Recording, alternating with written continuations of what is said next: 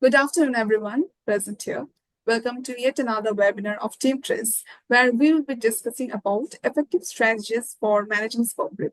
As most of us who are present here, we are almost aware of the major hurdle that is scope creep in project management, and I think it's also one of those insidious issues that can actually towards the entire project timeline. It can lead to wasted resources, for instance, time and money, of course, and also it can impact or derail the entire project timeline. And that's why in today's webinar, we have two really experts who will be helping us and sharing their inputs on this, and of course their wisdom on how we can actually navigate this problem of scope creep. So I will now take this moment to introduce you all to Ms. Debarati Sarkar. She is a seasoned project management professional having about 10 years of experience in this field. And throughout her career trajectory, she has handled multiple complex large-scale projects. And of course, she has faced several tricky situations of this scope creep. And of course, her insights on this will obviously prove to be much, much valuable to all of us. And also, I am elated to share that we have among us in our panel Mr. Arnab Saha, who is a senior product management professional at Highland. Having about 18 years of experience in this field, he is well aware of the collaborative synergy that exists between this project managers and the project team. And of course, his insights and his inputs that we'll be learning from this session will further help us in delivering this actionable insights to guide further in this journey. So without further delay, we will just get going. And my first question will be towards you. Often I have seen there is a difference, like often the difference between scope change and scope creep gets blurred. And many people consider this to be, very much overlapping. And many, I don't think they have this knowledge, like what the exact boundary that makes them distinct. So if you can enlighten on this, over to you. Thank you, Swarnima. First of all, thank you, Team Trace, for inviting me to this panel discussion. I'm honored. And so you have given a very difficult question for me, the most misunderstood concept in this scope creep area. So while scope creep is an unwanted situation, like it starts as a like small request, can you do this? Can you make this small change? And it keeps on piling. End of the day, suppose it's a big project, say of 6 months duration, you see like whatever you were supposed to achieve in 6 months, it's like you are nowhere close to the target. It results in budget overrun, schedule overrun, and you are in a very bad situation. But having said like there will be changes of requirement because it's a ever changing space, right? Technology is changing. Even when the client has their initial requirements, it may be vague, and after some days, he or she has a clearer view, and he or she has passed on the thing to you. Maybe talking to a real user. But so we have to accommodate the scope changes, but this creeping thing we have to avoid. So there should be a formal mechanism where you can, like, say in an agile world, what you will do if there is a change request coming to you, well, put that in the backlog. And through a proper backlog refinement session with your product managers and the stakeholders, you will see what is the importance of that. Can it wait for a while or it needs to be addressed now? It will be beneficial for the project. So with the technical people and the product leadership, you take a conscious decision, and if required, you can involve the client as well, like why it is required. And when you add something new, you have to have a trade-off. Like something else has to go out of the system of similar nature. And you share, like if that cannot be taken out, you share a revised deadline. So this is the impact that we are anticipating. We will try our best to accommodate, but there can be an impact. So there is a conscious decision, there is win-win situation for everyone, and we are accommodating the change, as our agile value says, like responding to a change over following a plan. You are responding to the change, but in a more systematic manner. That's right. And that was quite eye-opening. And I think this clarification was much needed. So thanks for that. So now my next question will be towards you, Debarati. If you can kindly enlighten us on the impact of scope creep on, project timelines and budgets. Yeah, please. Thanks, Swarnima. And first of all, I would like to thank Pinterest for giving me the opportunity to speak in this webinar. Now, coming to your question, as we know, like scope creep is the uncontrolled expansion of the project requirements. So, when we start working in a project, what we do is either we are working in small iterations or think of the project as a whole. So, we have a line of work items planned one after the another. So, in the middle of the project execution, if there is any unplanned work or any modification of the existing work, what we have to do is we have to extend the timeline in order to make room for the new one. And like it's very common, like in today's world, like time is money. So whenever you are engaging a resource to rework on any work item, or if there is any urgent work which needs to be done, so the pre-planned work has to be deferred, so the company's expense on that particular project increases. So as you can see, like both the timeline and the project budget are hampered due to the sudden scope creep. Another thing I would like to mention, like which is also important based on my experience, what I have seen is if there is continuous scope keep requirements coming up in a project in consecutive sprints, sometimes the team's focus is also diverted. So each and every developer, like or a tester, they have a mindset that I will work on this task, after that I will begin the next one. So in between, like if there is any urgent requirement which was not planned before, so the team's priorities are also shifted. And moreover, what happens is like the new piece of work which you are incorporating, that will also become sometimes strenuous because these integrations can have some unwanted issues. So in order to fix these bugs, also we have to give some more time to this thing. So this in a nutshell is the project timeline, and the budget gets directly affected due to the scope creep. Indeed. Yeah, and that's quite, odd really, because often the impact of the scope creep has, a rippling effect. It impacts first the team members and then the larger Mhm. stakeholders as well. So now, since we are delving deep into the solution, that how we can actually combat it, and also Arnab, I think you mentioned about agile in your previous answer. So can you please help us understand, like how we can implement the agile methodologies in combating scope creep? Okay, so first of all, let me say like agile is probably not the only solution by which you can implement the scope, like reduce the scope creep. Okay, so but if you, yes, agile do provide ways and means by which you can avoid scope creep, but agile has to be implemented in a proper way. So as you guys know, like nowadays, like we tell that we are very agile organization, we are following agile, but end of the day you will see if you deep dive into it, it's basically same as in the waterfall methodology, just that they are doing in small increments. They are not adopting the agile principles, they are just concentrating on a particular framework. Say you, I'm following scrum, that's why I am agile. Even scrum was there long before this agile came into picture. I'm following Kanban, that's why I am agile. So it has nothing to do with the framework. The mindset of the people has to change. Whenever there is a requirement, yes, in an agile world, as we follow an iterative method, so it starts off with a sprint planning, then the entire sprint, and ends with a sprint demonstration where we have a kind of all hands, the stakeholders, internal and external, often the clients, visit and see what we have achieved in the 2 weeks or 3 weeks duration. So implementing agile, what happens is like since we have this inspect and adapt mechanism in agile, like in form of retrospective or even the daily stand-ups where you talk about your challenges.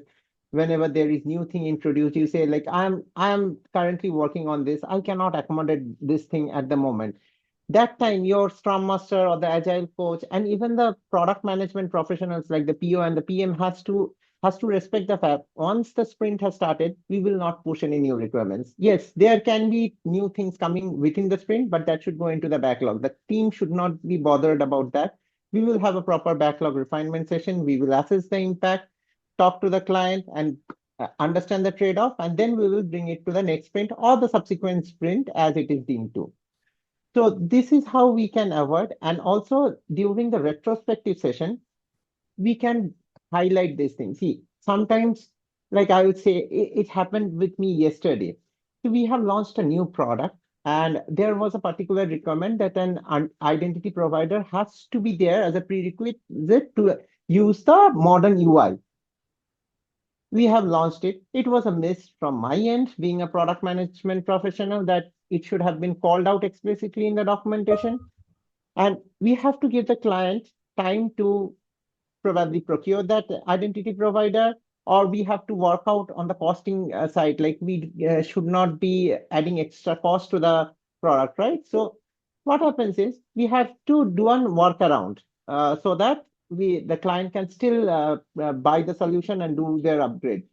So what I did was, it was an emergency situation, but since we have always around 5 to 7% contingency in the budget, sorry, the effort estimation. So we were able to accommodate this. I stopped a particular work, but this is a one-time thing. It cannot go on every sprint.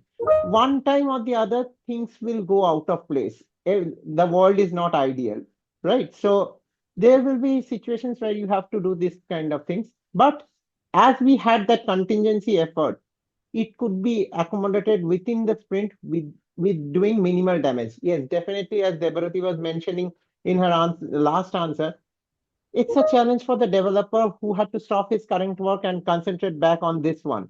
Context switching is always costly, difficult from a human mindset standpoint.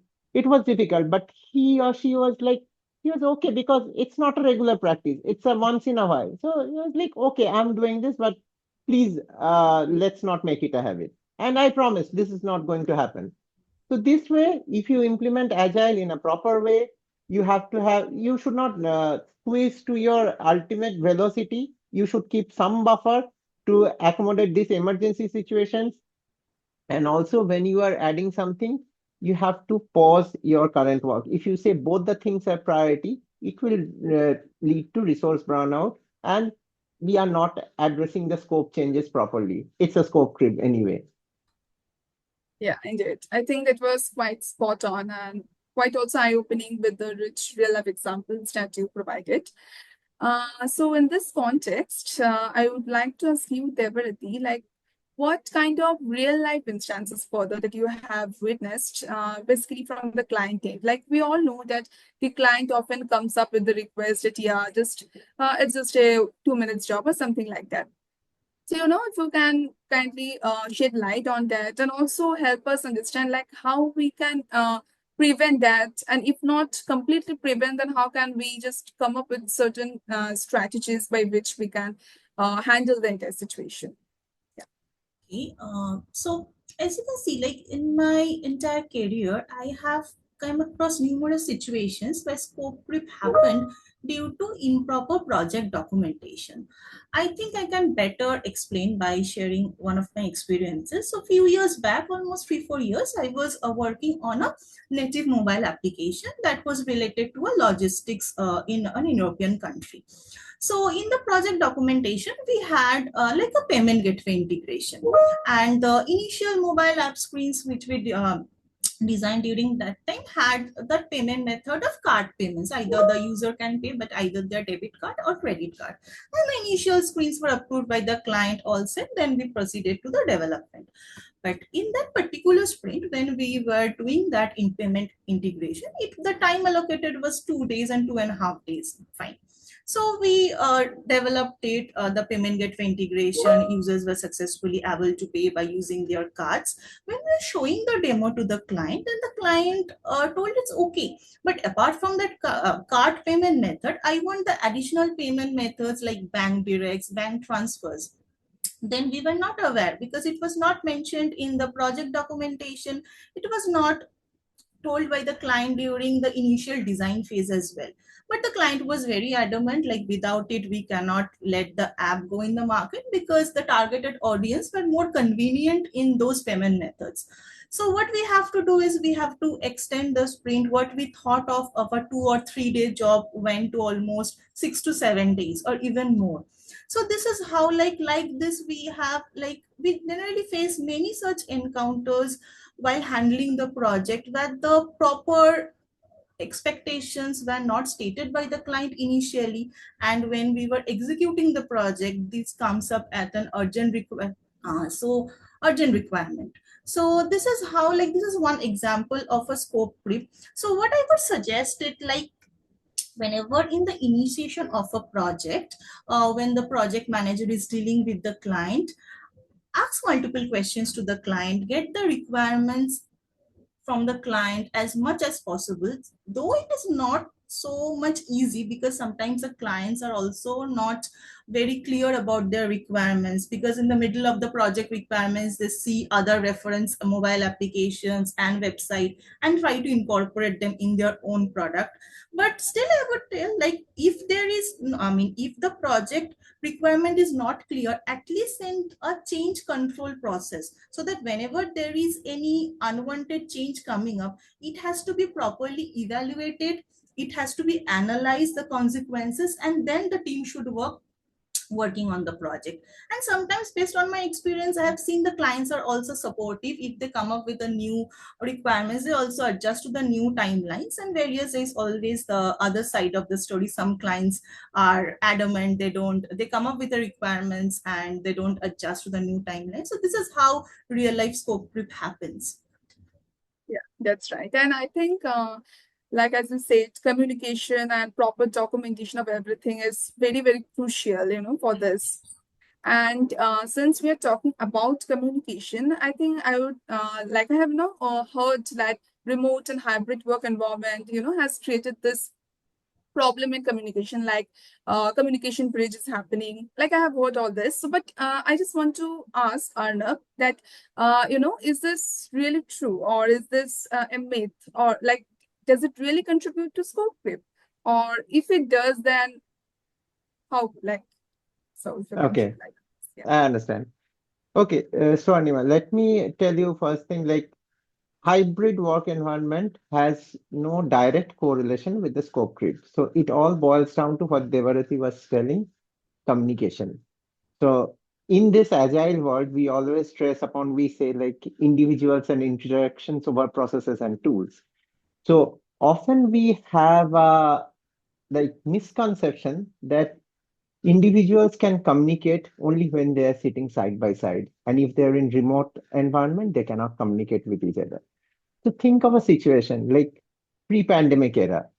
So okay, you were all in the office, so it was a 10-member Scrum team, and out of 10 members, 7 members were from India. They were having lunch together, having the coffee breaks together. They were discussing work everywhere. They were having a good communication, formal, informal channels. They were talking about projects, so they had a very good bond, working relationship, and they are able to deliver things very well. But that time also, few members were at on-site. Okay, at the client location, the business analysts, the POs, they were at the client location. They were communicating over those VoIP phones. So you are listening to that, just sharing the screen, and you were understanding what to do, and you are delivering the things, right? So that time also, it was a hybrid environment. Only thing was you are sitting in office, someone else is in a different country or a different office. Now you are sitting at the comfort of your home, working from your bed, and you are communicating with your friend whom you could have just hey, Debarati, can you explain me this? You are like, Debarati, can I call you over Teams? And you are asking the same thing. So sometimes we tend to it's all about communication. It has nothing to do with the hybrid work environment. These days, like post-pandemic, when this like bring back people to office, this kind of culture is coming back. So we are trying to put blame everything in the office, but this like the hybrid environment. Like if we are in office, all the problems are solved. But it's not the case. Believe me, in my company, I have seen as the statistics, like we are commuting to office, like we say we are commuting 20 kilometers up and down, say 40 kilometers daily, you are commuting for 3 hours and you are wasting that time. We have seen like in the hybrid work environment, or rather the full remote work environment, we were able to deliver at a much higher velocity. Uh, I was actually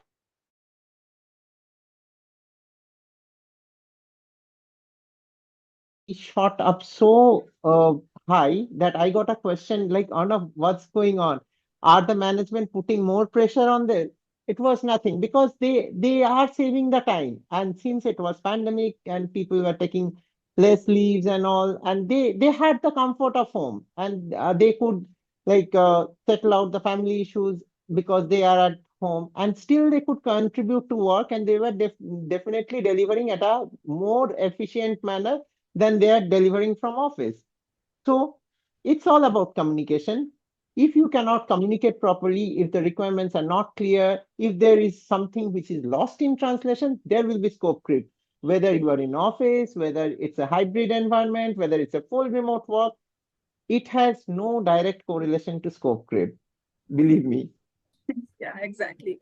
And thank you so much for debunking this myth, because I think, with communication, since it's the question and the central focus with digital tools and so many solutions that we have. So basically, communicating is as easy as flicking a switch. So we just need to do it and get things done and clarify like what all we'll be doing. So moving ahead, I would like to ask you, Debarati, what is that one piece of advice you'd like to give to new and budding project managers who are very new and just embarking on this journey of managing projects? Okay, so actually there are a couple of advices which I can give. So the first thing that I would like to mention is like, see, communication is the key. So maintain a very good communication with your clients and the other stakeholders. The more you communicate to the client, you will get to know them more better. You will understand their pulse, and if you build a good relation, it will help you to overcome many such unfavorable circumstances during the execution. The next thing is like, define a proper scope documentation, though it is not so simple as it is sounding, since sometimes the clients are also very confused with their requirements initially, but still try to capture the nitty-gritty details which you have. Describe all the process flow so that it will be handful for the developers as well during that implementation, and get a confirmation from the client at a regular interval. Say whenever you're building a piece of work, after it is done, get a demo with the client, show them so that you can incorporate their feedbacks rather than waiting for a long period of time and delivering the project as a whole. This is the another thing which I would like to mention is like, set some contingency buffers. So like, if you get, just Arnab also mentioned previously in one of his answers, so if you have some contingency buffers, so the changes would happen during project execution, it's very normal. But if there are like minor changes, and if you have kept a buffer time, you can accommodate those changes within that buffer time without majorly affecting the project timeline. So these are the few things that I would try to advise to the young managers who are new to this industry. I hope it will help. Yeah. And apart from this, Arnab, do you have anything to add to this? Like any other advice you'd like to give? To be honest, Devarati covered everything, but I would like to stress on the communication part. Communicate, communicate, and communicate. Y- As more you communicate with your stakeholders, you get a pulse, and also you have to have empathy for them. Like you have to understand, like somebody is telling you, I need this urgently. There must be some reason behind it. Be empathetic, listen to what it is, and try if it is accommodable, you say like, okay, I'm not able to do this now. I'll be able to do it in next few days. But rest assured that you will not have to justify the delay to any other your stakeholders as well. So once you deal situation with empathy, most of the problems get solved. Even scope creep can be addressed if you are having the empathy. Put yourself in the client's shoes and understand like why it is coming, rather than just like this client is going mad on me. He or she is like giving so many requirements, doesn't understand anything. Try to be empathetic. Understand the root cause. If you understand the root cause, probably the solution is much easier than you think. That's all, Swarnima. Yeah. Thank you so much for this insights. So now I would like to open the doors to our audience. If they have any questions, so they may ask. So I think we should wait for a couple of minutes to see if anyone has any queries.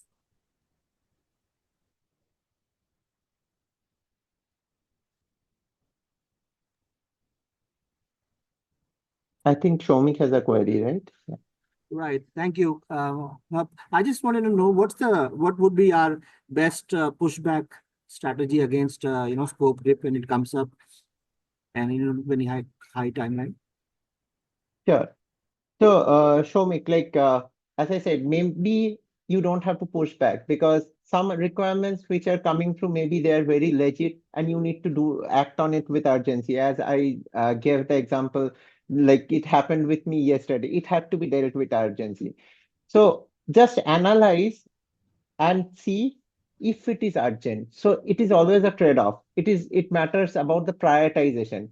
So if it is the highest priority and it cannot be avoided, and you have a proper buffer in place, as Debarati was also telling, accommodate that. Because sometimes we need to be accommodative to other like additional requirements in the last moment as well, just to create a goodwill gesture for the client and our stakeholders. So every time we cannot say no, because once if we accommodate, the next time it is easier to push. Like, see, last time I had accommodated, but this time I cannot because I am having so many important things.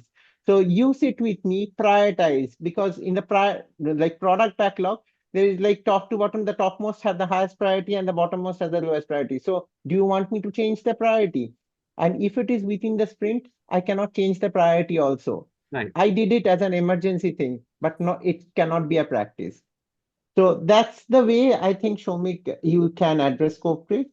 Right. And sometimes like you have to take the help of your product owners, product managers, and your agile coaches. They play a very important role because like they need to learn to say no, maybe on a polite way, maybe making sure being empathetic, but saying no is an art and they have to learn it. Right. Every time if they become the yes man or the yes lady of that client or the stakeholders, like it's going to be nowhere. The project will be a failure. You will miss the launch dates. And even the person from for whom you are trying to please or impress, that client ultimately will be at stake because he or she is buying the product from you. Right. Thank you so much. Thanks, Shomi. It Yeah. was a great question, by the way. Yeah, thank you so much for your insight. So if we don't have any further questions at the moment, I would just ask my co-host Ria to share an important resource on scope creep. Basically, it's a white paper that we have at Team Trust team has written. So I will ask Ria to please go ahead with this.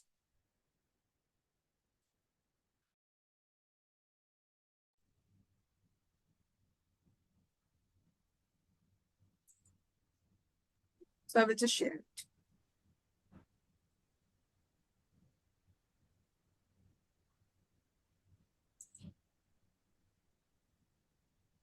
Swarnima, one thing I'm not sure if you guys are like checking the LinkedIn live as well, because one of my ex-colleague had joined and he said like he had a question and he has posted in LinkedIn. Just maybe worth checking it once. Okay. Yeah. So maybe you can just let us know what's the question.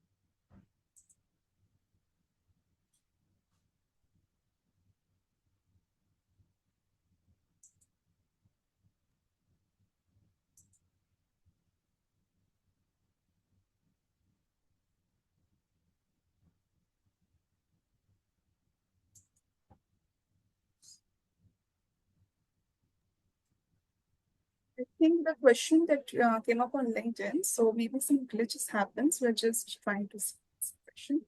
So can Okay.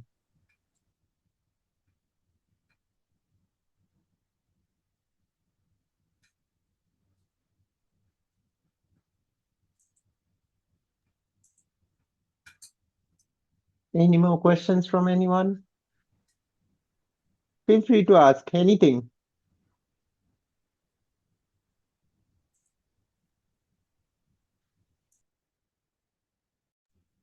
Okay, so I don't think like at the moment any other question is coming up. So, and also we are running out of time. So maybe we'd like to thank our keynote speakers for their valuable insights into this. And thanks a lot for sharing the actionable insights that all of us can use and implement in our, journey of managing projects. So thank you for coming over here. And of course, I think we will keep the conversation going about this and see you soon in the next session where we'll be discussing something more relevant or something more important as well. Thank you. Thank you. Thanks everyone for joining.